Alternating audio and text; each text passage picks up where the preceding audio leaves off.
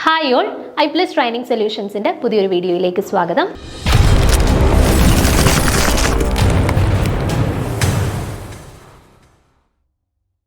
അപ്പം HSA physical സയൻസിൻ്റെ notification വന്നിരിക്കുന്നത് എല്ലാവരും അറിഞ്ഞിട്ടുണ്ടായിരിക്കും. അപ്പം നമ്മൾ കുറേ നാളുകളായിട്ട് നോക്കിയിരിക്കുന്ന ഒരു പോസ്റ്റ് കൂടിയായിരുന്നു. നമ്മുടെ കഴിഞ്ഞ ലിസ്റ്റിൻ്റെ കാലാവധി കഴിഞ്ഞിട്ട് കുറച്ച് അധികം സമയമായി. പക്ഷേ പല കാരണങ്ങൾ കൊണ്ട് നമ്മുടെ നോട്ടിഫിക്കേഷൻ വരാൻ കുറച്ച് വൈകിയിട്ടുണ്ടായിരുന്നു. ഇപ്പം നമ്മുടെ നോട്ടിഫിക്കേഷൻ വന്നിട്ടുണ്ട്. അപ്പോൾ ഇനിയും എല്ലാവരുടെയും പ്രിപ്പറേഷൻ ടൈം സ്റ്റാർട്ട് ചെയ്യാനായിട്ട് പോവാണ് അല്ലേ.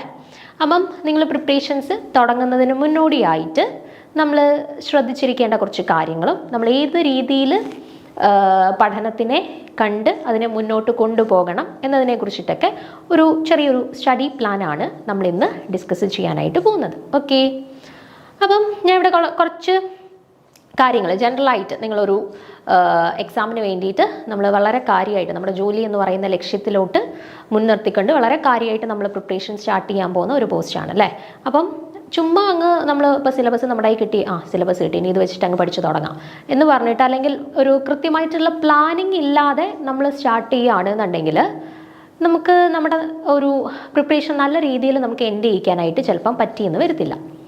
അപ്പം ആദ്യമായിട്ട് ഒരു പ്ലാനിങ്, ഓക്കെ, കൃത്യമായിട്ടുള്ളൊരു എന്തൊക്കെയാണ് എനിക്ക് പഠിക്കേണ്ടത്, ഞാൻ എങ്ങനെ പഠിച്ചാൽ എനിക്കിത് നല്ല രീതിയിൽ ഇഫക്റ്റീവായിട്ട് കംപ്ലീറ്റ് ചെയ്യാൻ പറ്റും. അപ്പോൾ അങ്ങനെ ഒരു കൃത്യമായിട്ടുള്ളൊരു പ്ലാനിങ് ആദ്യം ഉണ്ടാക്കിയെടുക്കുക എന്നുള്ളതാണ് നമ്മുടെ ഫസ്റ്റ് ഉദ്ദേശം. അപ്പോൾ ആ ഒരു പ്ലാനിങ് കൃത്യമായ ശേഷം മാത്രം നമ്മൾ നമ്മുടെ പാത്തിലേക്ക് ഇറങ്ങുക. ഓക്കെ, അപ്പോൾ ഞാനിവിടെ നിങ്ങൾ ഒരു കൃത്യമായിട്ടുള്ള ഒരു പാത്തിലോട്ട് ഇറങ്ങുന്നതിന് മുന്നേ നിങ്ങൾ ശ്രദ്ധിക്കേണ്ട അല്ലെങ്കിൽ നിങ്ങൾ ഫോളോ ചെയ്തിരിക്കേണ്ട കുറച്ച് കാര്യങ്ങളാണ് ഇന്ന് നിങ്ങളുമായിട്ട് ഡിസ്കസ് ചെയ്യാനായിട്ട് പോകുന്നത്. ഓക്കെ, അപ്പം ഫസ്റ്റ് പറയാനായിട്ടുള്ള കാര്യം, give importance to both subjects. നമുക്ക് HSA ഫിസിക്കൽ സയൻസ് എന്ന് പറയുമ്പം ഫിസിക്സുകാരും കെമിസ്ട്രിക്കാരും എക്സാം എഴുതുന്നുണ്ട് അല്ലേ. ഫിസിക്സ് ഗ്രാജുവേറ്റ്സിനെയും കെമിസ്ട്രി ഗ്രാജുവേറ്റ്സിനെയും എക്സാം വിളിച്ചിട്ടുണ്ട്. അപ്പം യൂഷ്വലി ഇപ്പോൾ ഫിസിക്സുകാർ വിചാരിക്കും, ഫിസിക്സ് ഞാൻ പഠിച്ചെടുത്തോളാം, കെമിസ്ട്രി എനിക്ക് വലിയ ധാരണയൊന്നും ഇല്ലല്ലോ, അപ്പം കുഴപ്പമില്ല, ഞാൻ ഫിസിക്സ് നല്ലതായിട്ട് പഠിച്ചിട്ട് അങ്ങ് എഴുതിക്കോളാം. അതുപോലെ കെമിസ്ട്രിക്കാരും വിചാരിക്കും, കെമിസ്ട്രി എനിക്കറിയാമല്ലോ, കുഴപ്പമില്ലല്ലോ, ഞാൻ കെമിസ്ട്രി നല്ലതായിട്ട് അങ്ങ് പഠിക്കാം, ഫിസിക്സ് നമുക്ക് പറ്റുന്ന പോലെയൊക്കെ ചെയ്യാം എന്ന് വിചാരിക്കും. പക്ഷേ നമ്മുടെ ഓരോ 0.1 മാർക്കും നമ്മുടെ റാങ്കിങ്ങിൽ വളരെ വലിയ വ്യത്യാസമായിരിക്കും വരുത്തുന്നത്. അതുകൊണ്ട് തന്നെ നമ്മൾ പഠിക്കുന്ന സമയത്ത് ഇപ്പോൾ ഫിസിക്സ് ഗ്രാജുവേറ്റ്സ് ആണെന്നുണ്ടെങ്കിൽ നിങ്ങൾ ഫിസിക്സിന് എത്ര ഇമ്പോർട്ടൻസ് കൊടുക്കുന്നോ അത്രയും തന്നെ ഇമ്പോർട്ടൻസ് കെമിസ്ട്രിക്ക് കൊടുക്കുക. അതുപോലെ കെമിസ്ട്രി ഗ്രാജുവേറ്റ്സും കെമിസ്ട്രിക്ക് എത്ര ഇമ്പോർട്ടൻസ് കൊടുത്തിട്ട് നിങ്ങൾ പഠിക്കുന്നോ അതേ ഇമ്പോർട്ടൻസ് തന്നെ ഫിസിക്സിനും കൊടുക്കുക കേട്ടോ. അപ്പം 2 സബ്ജക്ട്സുകളാണ് നമ്മൾ എക്സാമിന് നമ്മുടെ മുന്നിൽ നമ്മൾ അപ്പിയർ ചെയ്യേണ്ടത്. അപ്പോൾ ആ ഒരു സബ്ജക്റ്റിന് നമ്മൾ നല്ല ഇമ്പോർട്ടൻസ് കൊടുത്ത് പഠിച്ചു, മറ്റേത് നമ്മൾ നോക്കുന്നേ ഇല്ല, അതെന്നെ കൊണ്ട് പറ്റത്തില്ല എന്ന് വിചാരിച്ചിരുന്നാൽ നമുക്ക് റാങ്ക് ലിസ്റ്റിൽ നല്ല രീതിയിൽ അല്ലെങ്കിൽ ഒരു നല്ലൊരു പൊസിഷനിൽ എത്താൻ പറ്റും എന്ന് വിചാരിക്കുകയേ വേണ്ട. നമ്മൾ 2 സബ്ജക്ട്സും ഒരുപോലെ പഠിച്ച് നല്ല രീതിയിൽ 2 സബ്ജക്ട്സും അറ്റംപ്റ്റ് ചെയ്താൽ മാത്രമേ നമുക്ക് റാങ്ക് ലിസ്റ്റിൽ നമ്മൾ പ്രതീക്ഷിക്കുന്ന രീതിയിലുള്ള ഒരു പൊസിഷനിലോട്ട് നമുക്ക് എത്താൻ പറ്റുള്ളൂ. അപ്പോൾ ഫസ്റ്റ് പ്രിപ്പറേഷൻ സ്റ്റാർട്ട് ചെയ്യുന്നതിന് മുന്നേ തന്നെ മനസ്സിനെ സെറ്റാക്കി വെക്കുക. ഞാനിപ്പോൾ ഫിസിക്സ് ഗ്രാജുവേറ്റ്സ് ആണ്, ഫിസിക്സ് മാത്രമല്ല ഞാൻ പഠിക്കാൻ പോകുന്നത്, ഞാൻ ഫിസിക്സും കെമിസ്ട്രിയും ഒരുപോലെ പഠിക്കാനായിട്ട് പോവാണ്. ഓക്കെ, അല്ല കെമിസ്ട്രിക്കാരും അതുപോലെ തന്നെ, നമ്മൾ കെമിസ്ട്രിക്ക് മാത്രമല്ല ഇമ്പോർട്ടൻസ് കൊടുക്കേണ്ടത്, കെമിസ്ട്രിയും ഫിസിക്സും ഒരുപോലെ ഇമ്പോർട്ടൻസ് കൊടുത്തിട്ട് വേണം ഒരു HSA ഫിസിക്കൽ സയൻസിന് വേണ്ടിയിട്ട് നമ്മൾ പ്രിപ്പറേഷൻ സ്റ്റാർട്ട് ചെയ്യാൻ. ഓക്കെ, അപ്പോൾ ഫസ്റ്റ് നിങ്ങൾ മനസ്സിൽ ഉറപ്പിക്കേണ്ട കാര്യം ഇതാണ്, 2 സബ്ജക്ട്സിനും ഒരേ ഇമ്പോർട്ടൻസ് കൊടുത്തിട്ട് തന്നെ പഠനം സ്റ്റാർട്ട് ചെയ്യുക. ഓക്കെ, ദെൻ രണ്ടാമത് നിങ്ങൾ ശ്രദ്ധിക്കേണ്ട കാര്യം, നമ്മുടെ മീഡിയം ഓഫ് ക്വസ്റ്റ്യൻ പേപ്പർ എന്താണ്? എല്ലാവർക്കും അറിയാം, HSA എക്സാംസ് പൊതുവേ മലയാളമാണ് മീഡിയം ഓഫ് ഇൻസ്ട്രക്ഷൻ ആയിട്ട് വരുന്നത്. അപ്പം മലയാളത്തിലായിരിക്കും നമ്മുടെ ക്വസ്റ്റ്യൻസ് എല്ലാം വരിക. അപ്പം നമ്മൾ യൂഷ്വലി ഒരു ഡിഗ്രി ലെവലിലുള്ള PSC എക്സാംസിനെല്ലാം നമ്മൾ പ്രിപ്പയർ ചെയ്തുകൊണ്ടിരിക്കുന്നത് ഇംഗ്ലീഷിലാണ്. നമുക്ക് ടേംസും കാര്യങ്ങളെല്ലാം നമുക്ക് ഇംഗ്ലീഷിൽ മാത്രമേ അറിയത്തുള്ളായിരിക്കും. ഓക്കെ, മലയാളത്തിലുള്ള ടേംസോ, കാരണം നമ്മളിപ്പോൾ 10 വരെ മലയാളം മീഡിയത്തിൽ പഠിച്ചിട്ടുള്ള ആളുകളാണെന്നുണ്ടെങ്കിലും 10 വരെ മാത്രമേ നമ്മൾ മലയാളത്തിൽ പഠിച്ചിട്ടുള്ളൂ ടേംസൊക്കെ. അതിനുശേഷം +1 +2 ആയിക്കോട്ടെ, ഡിഗ്രി ആയിക്കോട്ടെ, ഇവിടെ എല്ലാം നമ്മൾ ഇംഗ്ലീഷ് ടേംസ് മാത്രമേ പഠിച്ചിട്ടുള്ളൂ, നമ്മൾ മലയാളം ടേംസ് പഠിച്ചിട്ടില്ല അല്ലേ. അപ്പം അവിടെ നമുക്കൊരു കൺഫ്യൂഷൻ വരാം, ഇനി ഞാൻ ഈ പഠിച്ച കാര്യങ്ങളുടെ എല്ലാം മലയാളം ഞാൻ എവിടെ പോയി കണ്ടുപിടിക്കും, അങ്ങനെ ഒരു കൺഫ്യൂഷൻ നമുക്ക് വരാം. പക്ഷെ നമ്മൾ വളരെയധികം പേടിക്കേണ്ട ഒരു ആവശ്യമില്ല. നമുക്ക് ക്വസ്റ്റ്യൻസ് മലയാളത്തിലാണ് എങ്കിൽ പോലും ടേംസ് എല്ലാം അവർ ഇംഗ്ലീഷ് വേർഡ് തന്നെ മലയാളത്തിലായിരിക്കും ക്വസ്റ്റ്യൻ പേപ്പേഴ്സിൽ എഴുതിയിട്ടുണ്ടാവുക. ഇപ്പോൾ എൻട്രോപ്പി എന്ന് എൻട്രോപ്പി എന്നൊരു വർക്ക് നമ്മുടെ ക്വസ്റ്റ്യൻ പേപ്പറിൽ എൻട്രോപ്പി എന്ന് തന്നെയായിരിക്കും അവർ എഴുതിയിട്ടുണ്ടായിരിക്കുക. കെമിക്കൽ കൈനറ്റിക്സ് എന്നാണെന്നുണ്ടെങ്കിൽ അത് കെമിക്കൽ കൈനറ്റിക്സ് എന്ന് തന്നെയാണ് നമ്മുടെ ക്വസ്റ്റ്യൻ പേപ്പറിൽ എഴുതിയിട്ടുള്ളത്. ഓക്കെ, ഇപ്പോൾ തെർമോഡൈനാമിക്സ് എന്നാണെന്നുണ്ടെങ്കിൽ അത് തെർമോഡൈനാമിക്സ് എന്ന് തന്നെയാണ് നമ്മുടെ ക്വസ്റ്റ്യൻ പേപ്പേഴ്സിൽ വരിക. അതുകൊണ്ട് അതിനെക്കുറിച്ച് നിങ്ങൾ ഭയങ്കരമായിട്ട് ബോധേഡ് ആവണ്ട. ഇനി ഈ പഠിച്ച വാക്കുകളുടെ എല്ലാം അല്ലെ പഠിച്ച ടേംസിൻ്റെ എല്ലാം മലയാളം ഞാൻ എവിടെ പോയി കണ്ടുപിടിക്കും, അതെങ്ങനെ പഠിച്ചാൽ നമുക്ക് ഓർത്തിരിക്കാൻ പറ്റുമോ എന്നൊക്കെയുള്ള കുറേ ഡൗട്ട് കുറേ പേർക്ക് ഉണ്ടായിരിക്കും. അപ്പം നിങ്ങൾ ഒരു ലാസ്റ്റ് ടൈമിൽ നടന്നിട്ടുള്ള 1-2 ക്വസ്റ്റ്യൻ പേപ്പേഴ്സ് എടുത്ത് നോക്കിക്കഴിഞ്ഞാൽ നിങ്ങൾക്ക് മനസ്സിലാവും. ഇതുപോലെയുള്ള നമുക്കിപ്പോൾ വളരെ കുറച്ച് വാക്കുകൾക്ക് മാത്രം നമ്മളൊരു 10th ലെവൽ വരെ പഠിച്ച് ഇംഗ്ലീഷിന് കൃത്യമായിട്ടുള്ള മലയാളം ഉള്ള ടേംസ് മാത്രമേ ഉള്ളൂ നമ്മുടെ ക്വസ്റ്റ്യൻ പേപ്പേഴ്സിൽ അവർ മലയാളത്തിൽ കൊടുക്കുക. ബാക്കി എല്ലാ ടേംസും ഇംഗ്ലീഷിൽ തന്നെ ഉള്ള ടേമാണ് മലയാളത്തിൽ ക്വസ്റ്റ്യൻ പേപ്പേഴ്സിൽ എഴുതി വെച്ചിട്ടുള്ളത്. ഓക്കെ, അതുകൊണ്ട് തന്നെ നമുക്ക് വലിയ രീതിയിലുള്ള ഒരു കൺഫ്യൂഷൻസ് ക്വസ്റ്റ്യൻ പേപ്പേഴ്സ് കണ്ടാൽ വരാൻ സാധ്യതയില്ല. ആ ഒരു കാര്യം കൃത്യമായിട്ട് മനസ്സിലാക്കുക. നമ്മളിപ്പം ഇംഗ്ലീഷിലുള്ള നോട്ട്സ് നിങ്ങൾ പഠിച്ചു പോയാലും മലയാളം നോട്ട്സ് നിങ്ങൾക്ക് കിട്ടുന്നില്ല, നിങ്ങൾക്ക് ഇംഗ്ലീഷ് നോട്ട്സേ കിട്ടുന്നുള്ളൂ എന്നുണ്ടെങ്കിൽ അത് പഠിച്ചു പോയാൽ വലിയ പ്രശ്നമൊന്നുമില്ല. ആ ഇംഗ്ലീഷിൽ പഠിക്കുന്ന കാര്യം ഇംഗ്ലീഷിലും അതുപോലെ തന്നെ നമ്മുടെ ക്വസ്റ്റ്യൻ പേപ്പേഴ്സിൽ കാണും. ഓക്കെ, അതുകൊണ്ട് അതിനെക്കുറിച്ച് വളരെ വലിയ രീതിയിൽ ബോധേഡ് ആവേണ്ട ഒരു കാര്യമില്ല. അതാണ് രണ്ടാമത് നമ്മൾ പ്രിപ്പറേഷൻ സ്റ്റാർട്ട് ചെയ്യുന്ന സമയത്ത് മനസ്സിലാക്കേണ്ട ഒരു കാര്യം. ഓക്കെ, ദെൻ മൂന്നാമത്തെ കാര്യം, before start preparation analyse the syllabus first. നമ്മൾ ഏതൊരു എക്സാമിനായാലും പ്രിപ്പയർ ചെയ്യാൻ തുടങ്ങുന്നതിന് മുൻപ് ആ സിലബസ്, ആ എക്സാമിൻ്റെ സിലബസ് എന്താണ്, ഏത് പാറ്റേണിലാണ് കഴിഞ്ഞ എക്സാംസ് ഒക്കെ നടന്നത്, കഴിഞ്ഞ എക്സാമിൻ്റെ സിലബസ് എന്തായിരുന്നു എന്നതിനെ കുറിച്ചിട്ട് കൃത്യമായിട്ടുള്ള ഒരു ധാരണ ഉണ്ടാക്കി വെച്ച ശേഷം മാത്രം പ്രിപ്പറേഷൻ തുടങ്ങുക. അല്ല HSCയുടെ നോട്ടിഫിക്കേഷൻ വന്നല്ലോ ഇനി ഞാൻ പഠിച്ചു തുടങ്ങാൻ പോവാണ് എന്ന് പറഞ്ഞിട്ട് നമ്മൾ 10 തൊട്ട് +2 തൊട്ട് അല്ലെങ്കിൽ ഡിഗ്രിക്ക് എല്ലാം പഠിച്ച കുറേ പുസ്തകങ്ങളും എടുത്ത് വെച്ച് അങ്ങ് പഠിക്കാൻ തുടങ്ങുക അല്ല വേണ്ട.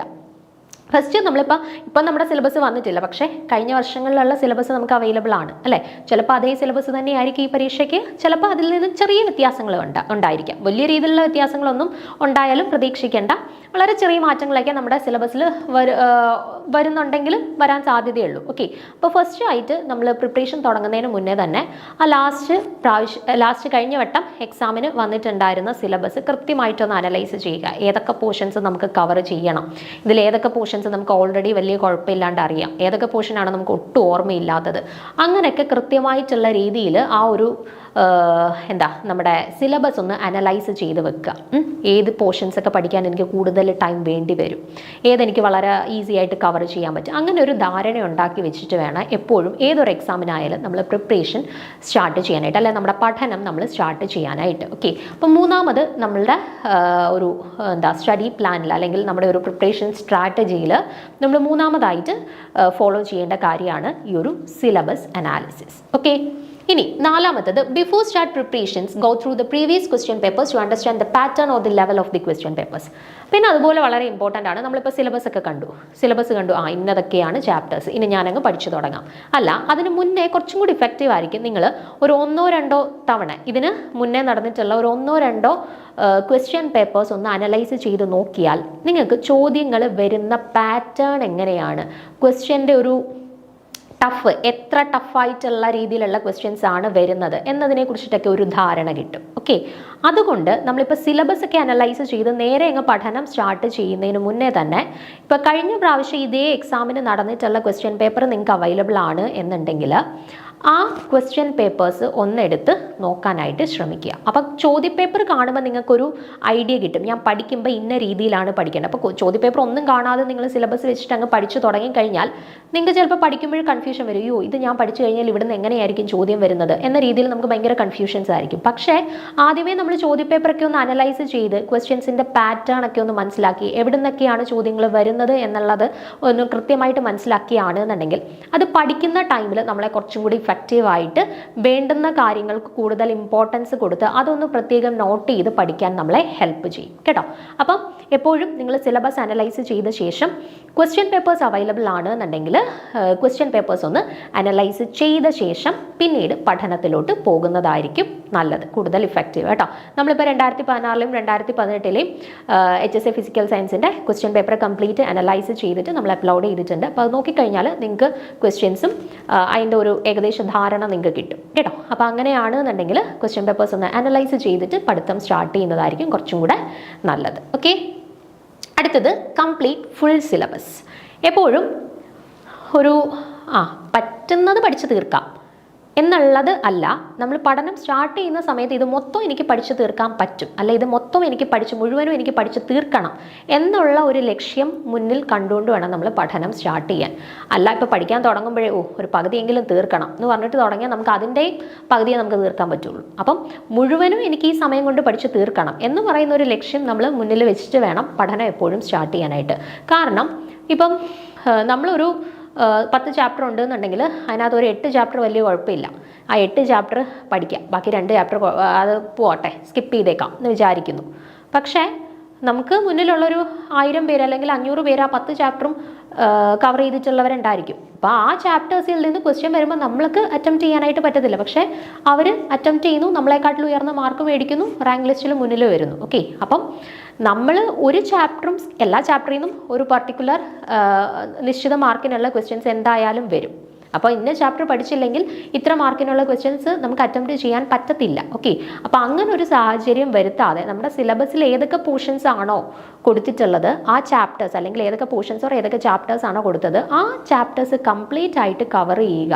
ഒരു 90 to 95% മിനിമം കവർ ചെയ്യുന്ന രീതിയിലായിരിക്കണം നമ്മുടെ പഠനത്തിനെ നമ്മൾ കൊണ്ടുപോകേണ്ടത്. ഓക്കെ, അപ്പം അല്ലാണ്ട് ഇതെനിക്ക് എളുപ്പമുള്ള ചാപ്റ്റർ ആയതുകൊണ്ട് ഇത് ഞാൻ പഠിക്കാം, ഇതെനിക്ക് പാടുള്ളതായതുകൊണ്ട് ഇത് ഞാൻ പഠിക്കുന്നില്ല എന്ന് പറഞ്ഞിട്ട് മാറ്റിവെക്കരുത് കേട്ടോ. എല്ലാ ചാപ്റ്റേഴ്സിനും ഒരേ ഇമ്പോർട്ടൻസ് കൊടുത്തുകൊണ്ട് എല്ലാ ചാപ്റ്റേഴ്സിൽ നിന്നും ക്വസ്റ്റ്യൻസ് വരും എന്നുള്ള കാര്യം മനസ്സിലാക്കിക്കൊണ്ട് വേണം പഠിക്കാനായിട്ട്. ഓക്കെ, അതാണ് അടുത്ത ശ്രദ്ധിക്കാനായിട്ടുള്ളൊരു കാര്യം. Then prepare short notes. ഒരുവിധം എല്ലാവരും അങ്ങനെ തന്നെ ആയിരിക്കും പഠിക്കുന്ന സമയത്ത്. ഇപ്പോൾ നമുക്ക് പലയിടത്തുനിന്ന് നോട്ട്സ് അവൈലബിൾ ആയിട്ടുള്ളത് കണ്ടമാനം നോട്ട്സ് കാണും.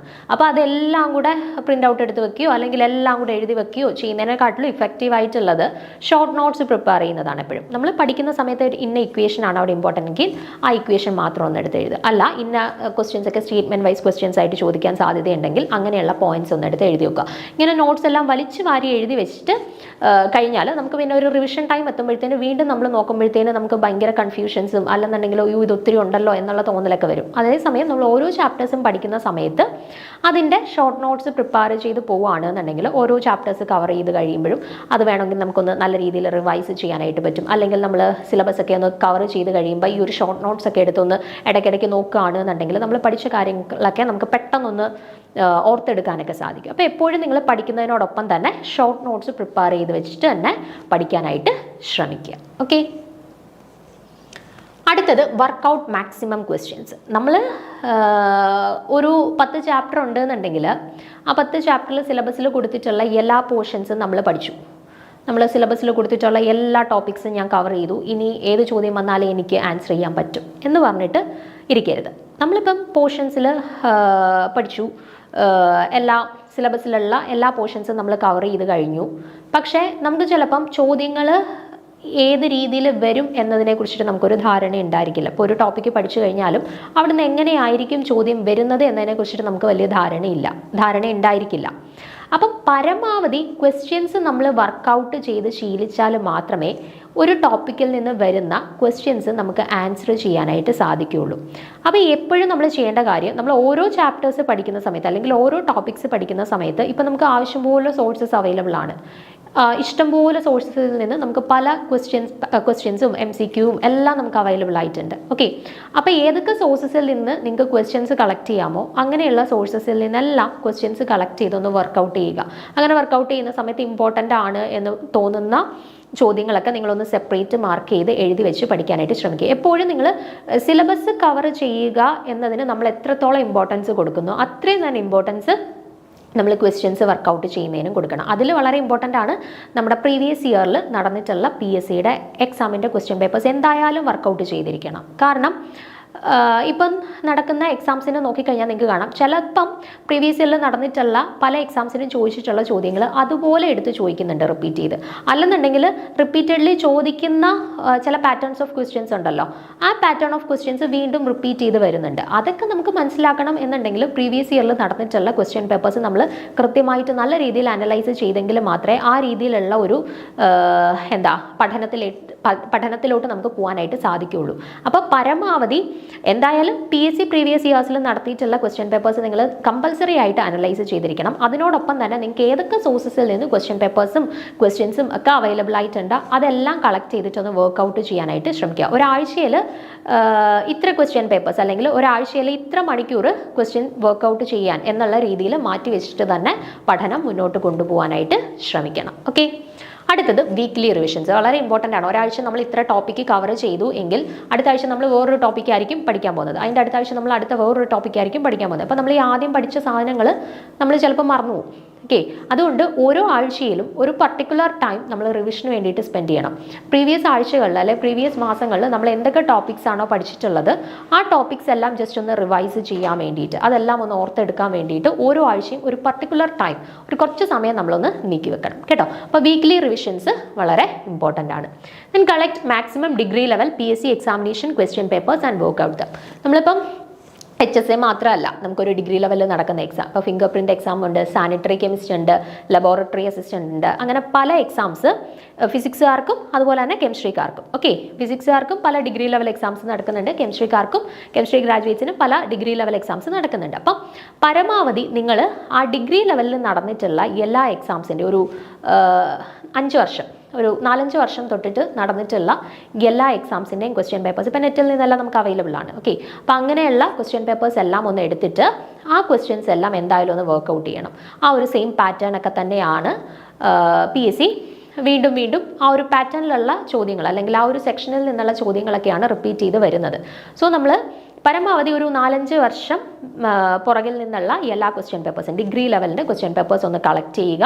അതിനകത്തുള്ള ചോദ്യങ്ങളെല്ലാം പരമാവധി ഒന്ന് വർക്കൗട്ട് ചെയ്യുക. നമുക്ക് പ്രയാസമുള്ള പോർഷൻസ് ഏതൊക്കെയാണ്, അല്ലെങ്കിൽ നമുക്ക് കിട്ടാത്ത ചോദ്യങ്ങൾ ഏതൊക്കെയാണ്, അതൊക്കെ ജസ്റ്റ് ഒന്ന് നോട്ട് ചെയ്ത് വെച്ചിട്ട് അതിന് കുറച്ചും കൂടി ഇമ്പോർട്ടൻസ് കൊടുത്തിട്ടൊന്ന് പഠിക്കാനായിട്ട് ശ്രമിക്കുക. പിന്നെ എപ്പോഴും ഓർത്തിരിക്കേണ്ട ഒരു കാര്യം, നമുക്കറിയാം ഇപ്പോൾ ഓരോ വർഷവും ചെല്ലും തോറും നമ്മുടെ PSC എക്സാംസിൻ്റെ ടഫ്നെസ് കൂടി വരും. ഇപ്പോൾ 2016-ലെയും 2018-ലെയും നടന്ന HSAയുടെ ക്വസ്റ്റ്യൻ പേപ്പേഴ്സാണ് നമുക്ക് മുന്നിലുള്ള ഒരു മോഡൽ.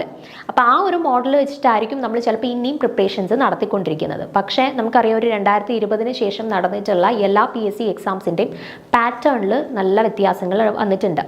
മുന്നേ നടന്നിട്ടുള്ള എക്സാംസിനെക്കാട്ടിൽ കുറച്ചും കൂടെ സ്റ്റാൻഡേർഡ് ക്വസ്റ്റ്യൻസും കുറച്ചും കൂടെ ടഫ്നെസ് കൂടിയ രീതിയിലാണ് ഇപ്പം നടക്കുന്ന പല എക്സാംസും നടക്കുന്നത്. അപ്പം ആ 2016 ആൻഡ് 2018 ക്വസ്റ്റ്യൻ പേപ്പേഴ്സിനെ മാത്രം നിങ്ങൾ കോൺസെൻട്രേറ്റ് ചെയ്യരുത്. അപ്പോൾ ഒരു ചോദ്യത്തിൻ്റെ ഒരു ഐഡിയ നമുക്ക് കിട്ടും, പക്ഷേ സ്റ്റാൻഡേർഡ് ക്വസ്റ്റ്യൻസ് ആണ് ഇപ്പം കൂടുതലും വരുന്നത്. അപ്പോൾ ആ ഒരു രീതിയിൽ നമ്മളെപ്പോഴും പഠിക്കുന്ന സമയത്ത് ആ ഒരു 2016 ആൻഡ് 2018 ക്വസ്റ്റ്യൻ പേപ്പറിനെ ഫോക്കസ് ചെയ്യാതെ അതിനെക്കാട്ടിൽ കുറച്ചും കൂടെ ഉയർന്ന ലെവലിൽ നിന്ന് ചിന്തിച്ച് ക്വസ്റ്റ്യൻസ് വർക്കൗട്ട് ചെയ്ത് പഠിച്ച് വേണം മുന്നോട്ട് പോകാനായിട്ട്. എങ്കിൽ മാത്രമേ നമുക്ക് നല്ല രീതിയിൽ എക്സാം വരുന്ന ടൈമിൽ അതിനെ അപ്പിയർ ചെയ്യാൻ പറ്റുള്ളൂ. നമ്മൾ പ്രതീക്ഷിക്കുന്ന രീതിയിൽ നമ്മൾ ഉയർന്ന ഒരു റാങ്കിൽ നമുക്ക് എത്താനായിട്ട് പറ്റുള്ളൂ. നമ്മൾ ഉദ്ദേശിക്കുന്ന തരത്തിലുള്ള ഒരു ജോലിയിൽ നമുക്ക് ചെന്ന് എത്തിപ്പെടാനായിട്ട് സാധിക്കുകയുള്ളൂ കേട്ടോ.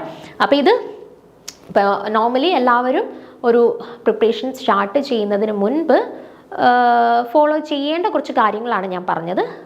നമ്മുടെ ഓരോരുത്തരുടെയും സ്റ്റഡി പാറ്റേൺ വ്യത്യാസമായിരിക്കും. ഓക്കെ, അപ്പം ഓരോരുത്തരും പല രീതിയിലായിരിക്കും അവരുടെ ഒരു സ്റ്റഡി പാറ്റേൺ കൊണ്ടുപോകുന്നത്. പക്ഷേ എല്ലാവർക്കും ഫോളോ ചെയ്യാൻ പറ്റുന്ന അല്ലെങ്കിൽ എല്ലാവരും ഒരു നല്ല രീതിയിൽ നമുക്ക് പഠനം മുന്നോട്ട് കൊണ്ടുപോകാൻ വേണ്ടി ഫോളോ ചെയ്യേണ്ട കുറച്ച് കാര്യങ്ങളാണ്, കുറച്ച് സ്റ്റഡി ടിപ്സാണ് പറഞ്ഞത്. അപ്പോൾ നിങ്ങൾ എല്ലാവരും പ്രിപ്പറേഷൻ സ്റ്റാർട്ട് ചെയ്യാൻ പോകുന്നവരാണ്. അപ്പോൾ സ്റ്റാർട്ട് ചെയ്യുന്നതിന് മുന്നേ അല്ലെങ്കിൽ നമ്മുടെ ആ ഒരു പ്രാരംഭഘട്ടത്തിൽ ഈ പറഞ്ഞ കാര്യങ്ങളും കൂടി ഒന്ന് ശ്രദ്ധിക്കുകയാണെന്നുണ്ടെങ്കിൽ വളരെ നല്ല രീതിയിൽ നമുക്ക് പഠിച്ച് പോകാനായിട്ട് സാധിക്കും. അതുപോലെ നല്ല രീതിയിൽ നമുക്ക് എക്സാം അപ്പിയർ ചെയ്ത് നല്ലൊരു റാങ്ക് ലിസ്റ്റിൽ നമുക്ക് എത്തിപ്പെടാനും സാധിക്കും. അപ്പോൾ എല്ലാവരുടെയും പ്രിപ്പറേഷൻസ് നല്ല രീതിയിൽ മുന്നോട്ട് പോകാനായിട്ട് ആശംസിക്കുന്നു. താങ്ക്